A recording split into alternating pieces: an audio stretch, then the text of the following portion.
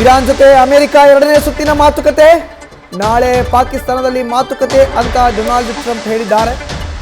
ಇರಾನ್ಗೆ ನ್ಯಾಯಯುತ ಸಮಂಜಸವಾದಂಥ ಆಫರ್ನ ನೀಡಿದ್ದೇವೆ.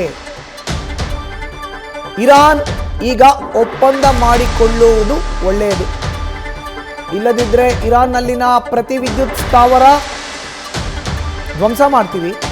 ಇರಾನ್ಗೆ ಅಮೆರಿಕ ಅಧ್ಯಕ್ಷ ಡೊನಾಲ್ಡ್ ಟ್ರಂಪ್ ಎಚ್ಚರಿಕೆಯನ್ನು ಕೊಟ್ಟಿದ್ದಾರೆ. ಅಮೆರಿಕದ ಉಪಾಧ್ಯಕ್ಷ ಜೆಡಿ ವ್ಯಾನ್ಸ್ ನೇತೃತ್ವದ ನಿಯೋಗ ಕೂಡ ಪಾಕಿಸ್ತಾನದ ಇಸ್ಲಾಮಾಬಾದ್ಗೆ ಹೋಗುತ್ತೆ. ಸಂಜೆ ವೇಳೆ ಆದರೂ ಇರಾನ್ ಜೊತೆ ಮಾತುಕತೆಗೆ ಬರ್ತಾರೆ ಅನ್ನೋದು ಡೊನಾಲ್ಡ್ ಟ್ರಂಪ್ ಅವರ ಮಾತು.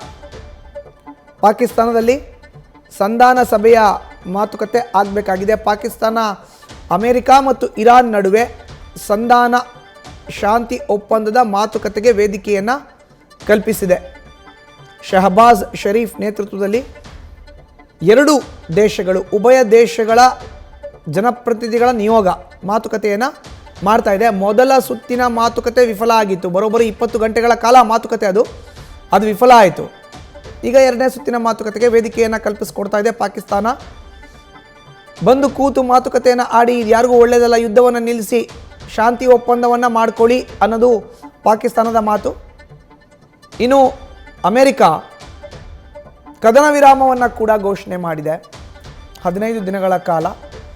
ಆ 15 ದಿನದ ಕಾಲ ಒಳಗಡೆ ಈಗಾಗಲೇ ಮೊದಲನೇ ಸುತ್ತಿನ ಮಾತುಕತೆ ಆಗಿದೆ. ಎರಡನೇ ಸುತ್ತಿನ ಮಾತುಕತೆಗೆ ವೇದಿಕೆ ಸಿದ್ಧ ಆಗ್ತಾ ಇದೆ.